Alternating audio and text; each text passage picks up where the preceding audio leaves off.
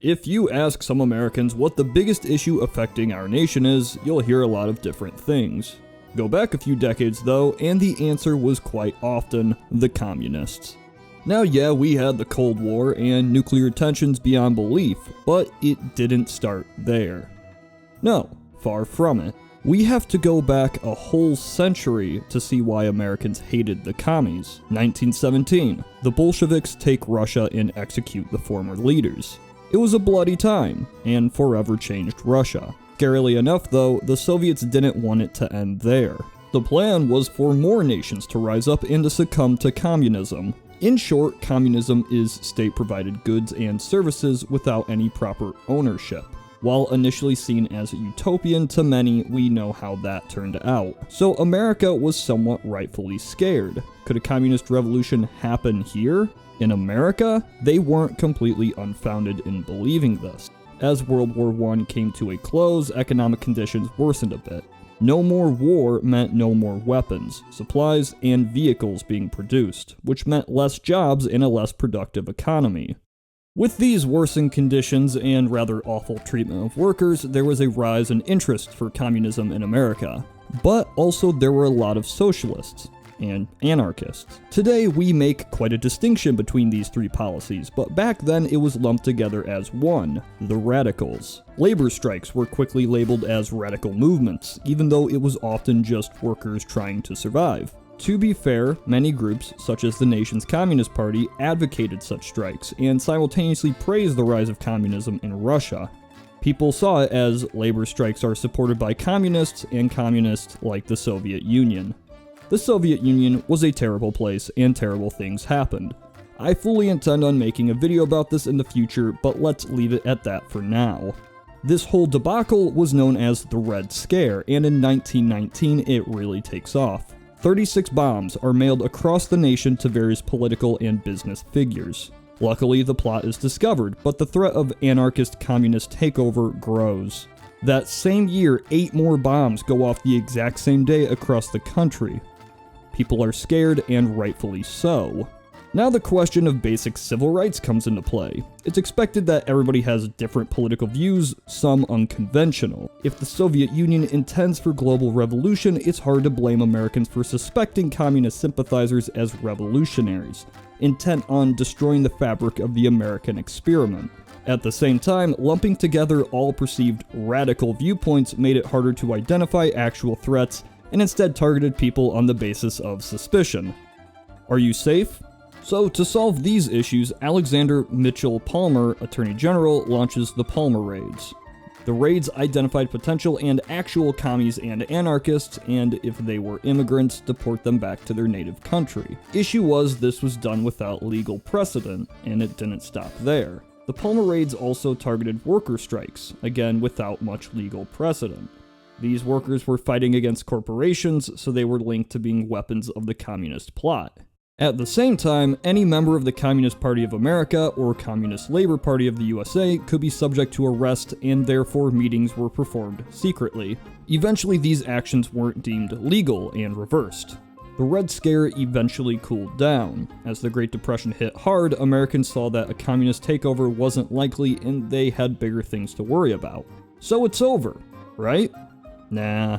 Of course anti-radicalism stayed around. People didn't just forget the bombings, but feeding your family sort of took precedent. This was the first Red Scare, but not the last. A few years later, World War II kicks off. As World War II was heating up, fear of fascism was far more important. After all, Germany seemed to be aiming for global conquest. Well, we all know what happens. Germans invade Soviets, now the Soviets and the US are good old pals. But war ends, and after this, things are a bit different. America is firmly on top of the global stage, but the Red Bear lurks intently. You see, the Soviet Union instantly became the enemy once more. The Cold War had started. Berlin is divided. Nobody is happy. If anything, the end of World War II meant the Soviet Union had an even stronger position in global politics, and America freaks out.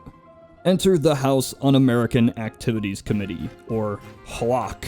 Now, this wasn't a new committee, it had started in 1938.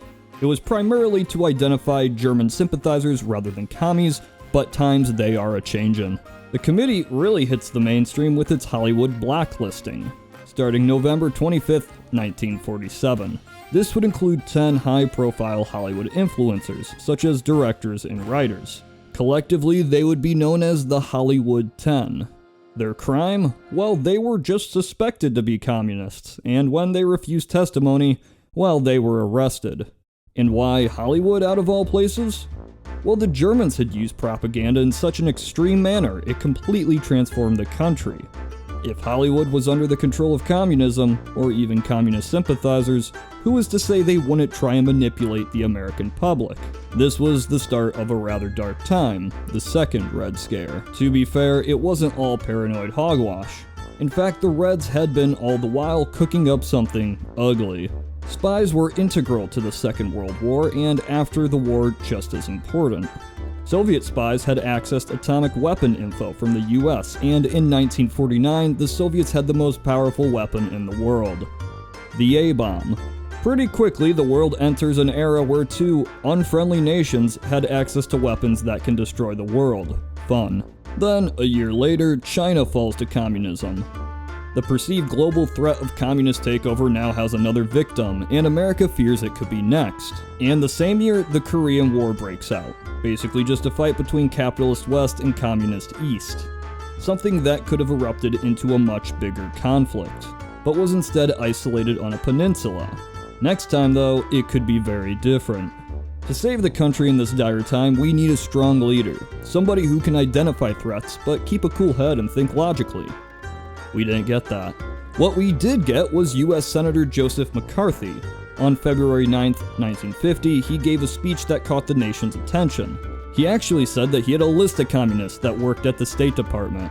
A big claim and a big number. He always changed that number, but at this time he said it was over 200 people. According to him, the communist threat was already here, and at the nation's capital. He was known for accusing many people, and never actually having evidence. It was just throwing names at a wall and hoping somebody actually confessed. And those that disagreed with his tactics, well, he just called them a communist.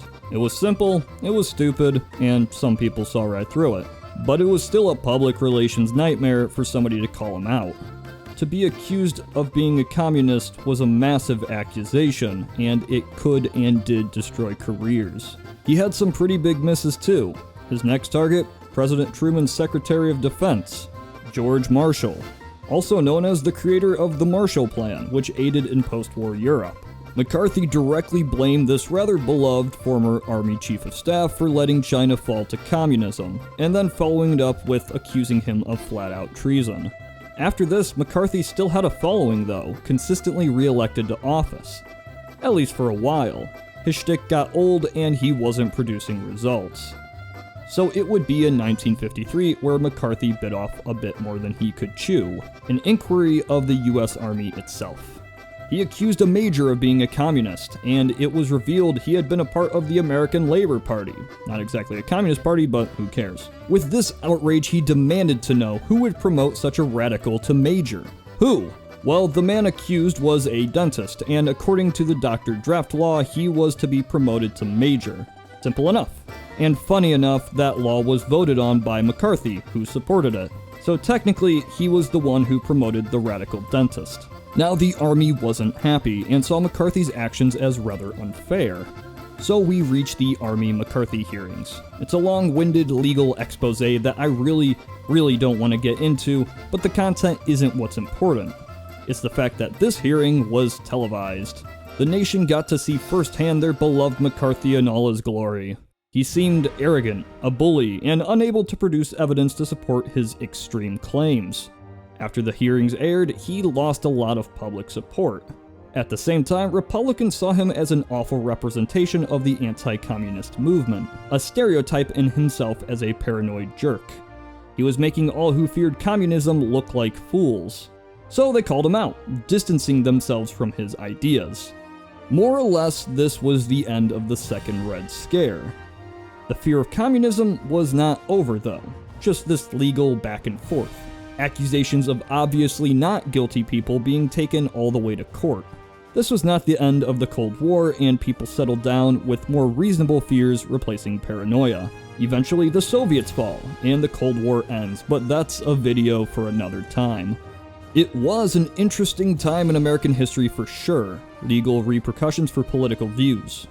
In a time where a foreign power was actively harming the world and wanted to spread influence, it's hard to blame a less knowing American public.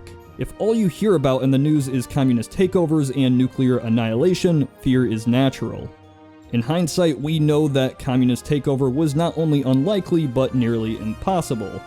If the American public was so staunch against the Reds, no amount of communist cartoons could turn them. So we have the benefit of looking back, seeing the mistakes of the past, and learning from it.